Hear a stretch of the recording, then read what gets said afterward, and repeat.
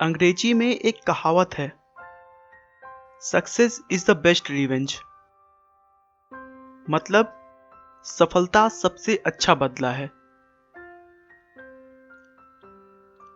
आज मैं टाटा ग्रुप के चेयरमैन रतन टाटा के जीवन के एक ऐसे पड़ाव के बारे में बात करने जा रहा हूं, जिसमें उन्होंने अपनी सफलता से अपने अपमान का बदला लिया था। दोस्तों, उस कहानी को शुरू करने से पहले मैं आपको रतन टाटा के बारे में थोड़ा सा बता देता हूं। रतन टाटा का जन्म 28 दिसंबर 1932 को मुंबई में हुआ था। ये टाटा ग्रुप के फाउंडर जमशेद जी टाटा के पोते हैं। 1991 में उन्हें टाटा ग्रुप का चेयरमैन बना दिया गया। उसके बाद रतन टाटा के देखरेख में ही टाटा कंसल्टेंसी सर्विस की शुरुआत हुई। उसके बाद उन्होंने टाटा चाय, टाटा मोटर्स, टाटा स्टील जैसी कंपनियों को शिखर पर पहुंचाया। भारत सरकार ने रतन टाटा को 2 बार पद्म विभूषण द्वारा सम्मानित किया। ये सम्मान देश के तीसरे और दूसरे सर्वोच्च नागरिक का सम्मान है। टाटा का बिजनेस 100 देशों में फैला हुआ है और उनकी कंपनी में करीब 6.5 लाख लोग काम करते हैं। दोस्तों, सबसे बड़ी बात टाटा ग्रुप की यह है कि वो अपने फायदे का 66% चैरिटी में दान कर देते हैं। दोस्तों, मुझे उम्मीद है कि आप रतन टाटा के बारे में थोड़ा सा जान गए होंगे। चलिए अब बात करते हैं उस घटना के बारे में जिसमें रतन टाटा ने अपने अपमान का करारा जवाब अपने सफलता से दिया था।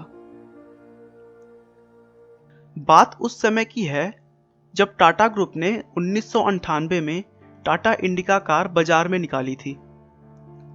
रतन टाटा का यह ड्रीम प्रोजेक्ट था। इसके लिए उन्होंने बहुत मेहनत की थी, लेकिन इंडिका कार को मार्केट में रिस्पांस अच्छा नहीं मिला, जिसके कारण कुछ सालों बाद टाटा मोटर्स घाटे में जाने लगी थी। टाटा मोटर्स के साझेदारों ने रतन टाटा को कार व्यापार में हुए नुकसान की पूर्ति के लिए कंपनी को बेचने का सुझाव दिया और न चाहते हुए भी रतन टाटा को अपने दिल पर पत्थर रखकर यह काम करना पड़ रहा था।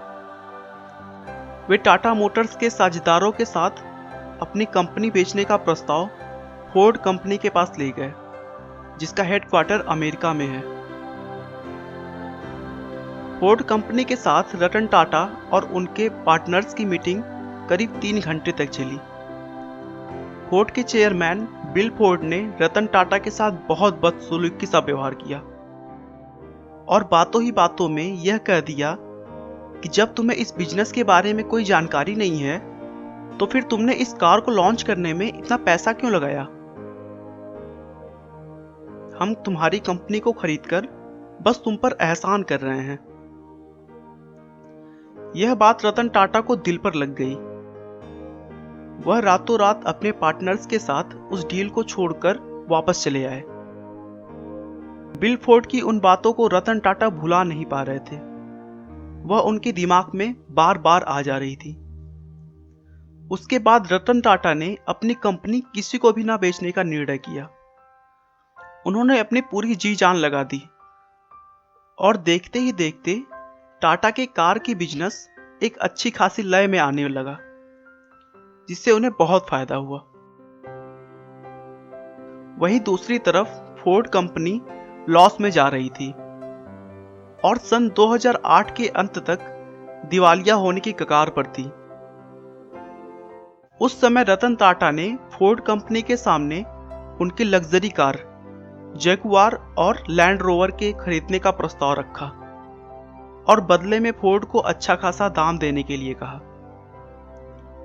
चूंकि बिल फोर्ड पहले से ही जैगुआर और लैंड रोवर की वजह से घाटा झेल रहे थे, उन्होंने यह प्रस्ताव खुशी खुशी स्वीकार कर लिया।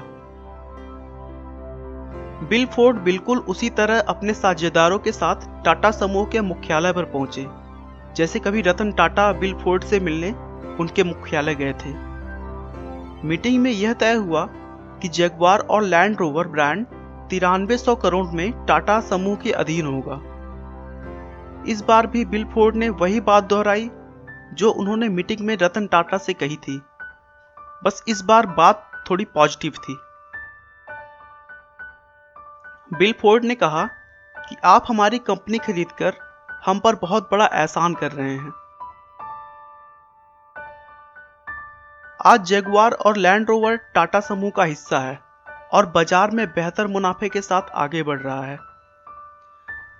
रतन टाटा अगर चाहते तो बिल फोर्ड को उसी मीटिंग में ही करारा जवाब दे सकते थे, लेकिन रतन टाटा अपने सफलता के नशे में चूर नहीं थे।